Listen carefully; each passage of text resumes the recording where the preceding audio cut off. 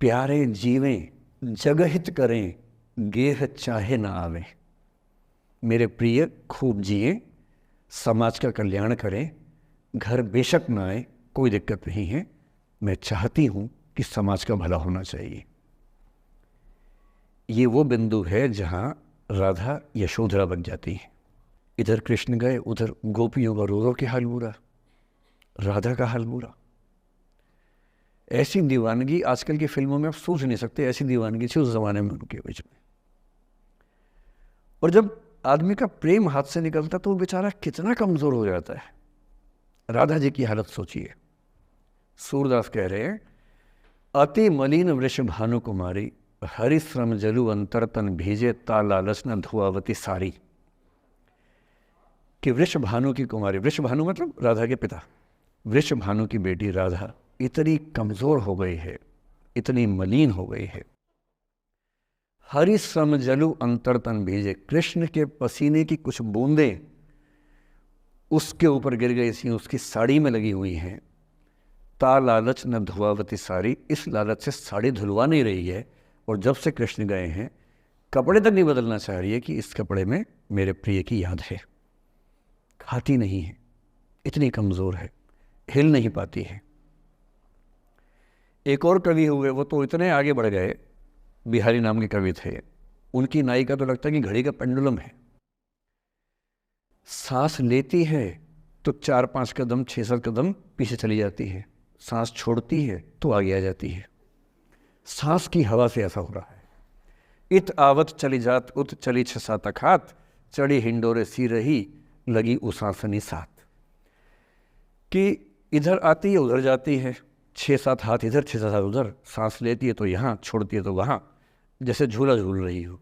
पर ये रीतिकाल के कवि हैं, उनका अलग टेस्ट है, हम सूरदास पे बात कर रहे हैं। राधा इतनी परेशान है। अच्छा, जब आदमी परेशान होता है ना, जब उसका ब्रेकअप टाइप का होता है कि कोई गया है वापस ही नहीं आ रहा, कृष्ण ने कहा था कि बस जा रहा हूँ, काम निपटा के आता हूँ।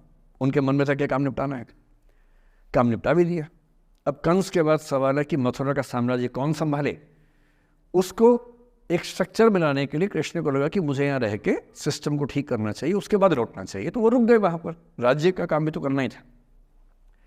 पर प्रेमी व्यक्ति को सब समझ नहीं आया, तो फिर लगता है कि नहीं मेरे पास आओ, बाकी सब बेकार की बातें हैं, मेरे पास आओ। कृष्ण आ नहीं रहे। यमुना के इधर कृष्ण है, यमुना के इधर गोपियाँ हैं, पर आत्मसम्मान भी तो है। एक आलोचक ने कहा कि नाव में बैठ के चली जाती। आत्मसम्मान होता है प्रेम में कि मैं क्यों जाऊं, बिना बताए क्यों चले गए, बता के जाते। तो राधा वेट करिए। राधा के मन में क्या आ रहा है, उनको लग रहा है कि ऐसा तो नहीं कि मैंने ही कुछ गलती कर दी हो। जब कोई व्यक्ति दूर चला जाता है ना, बाकी लोग सोचते हैं कि कहीं मुझसे तो गलती नहीं हो गई। और राधा अपनी एक सहेली से बोल रही, गोपी से, मेरे मन इतनी सूल रही, एक दिवस मेरे गृह आए मैं ही मस्ती दही, देखी तिन्हें हों मान कियो सो हरि गुसा गही। पगला सी गई है, बोरा सी गई है। सहेली से क्या बोल रही है, हे सहेली, मुझे पता है क्या लग रहा है, मुझे लगता है कि मुझसे ही गलती हुई है। उसने पूछा क्या गलती हुई है। कह रही है कि एक दिन क्या हुआ, कृष्ण भगवान मेरे पास आए थे, मैं उस समय दही मथ रही थी। वो ग्वाला जीवन है ना वहाँ पर, तो वो गोपालन जीवन का काव्य है पूरा। अब वो मुझसे बात करने आए और मैंने उनसे ठीक से बात नहीं की, मैंने मान किया। मान करना मतलब जिसको आपकी भाषा बोलते हैं भाव खाना। मैंने उनसे ठीक से बात नहीं की, मुझे लगता वो नाराज़ हो गए, इसी नाराज़गी से लौट नहीं रहे। मेरे मन इतनी सूल रही, मेरे मन में कांटा चुभ रहा है।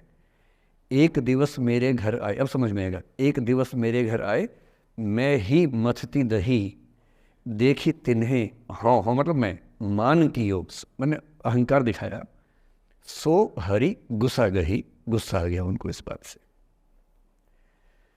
सूरदास की राधा मुक्त नहीं हो पा रही, लेट गो नहीं कर पा रही, वो जी नहीं सकती कृष्ण के बिना। पर फिर देखिए 300 साल बाद क्या हुआ। 300 साल बाद कमाल हुआ।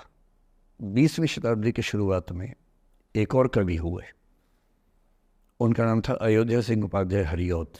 हरिऔध के नाम से प्रसिद्ध है। उन्होंने एक पुस्तक लिखी, प्रिय प्रवास। प्रिय प्रवास मतलब प्रिय प्रवास पे चला गया है, कृष्ण चले गए हैं मथुरा, अब राधा कैसे जिएगी? 20th सेंचुरी की शुरुआत में फ्रीडम स्ट्रगल शुरू हो चुका है। महिलाएं अभी तक स्वाधीनता आंदोलन का हिस्सा नहीं बनी है, पर अब वो समय आ रहा है कि बनने वाली है। और हरिऔध की राधा ने कमाल कर दिया है। गोपियां पूछती हैं, कृष्ण नहीं आ रहे, अब क्या करोगी? ये राधा जी क्या बोल रही हैं? प्यारे जीवें जगहित करें, गेह चाहे ना आवे।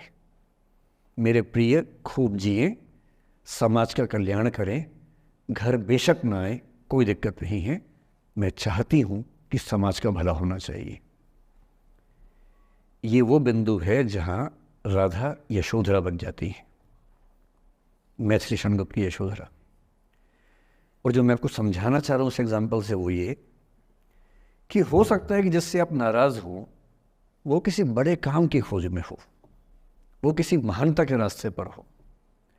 और यदि आपके जीवन में कोई व्यक्ति ऐसा है जो किसी महानता के रास्ते पे है, तो उसके रास्ते को रोकना अपने क्षुद्र हितों के लिए बहुत छोटापन है।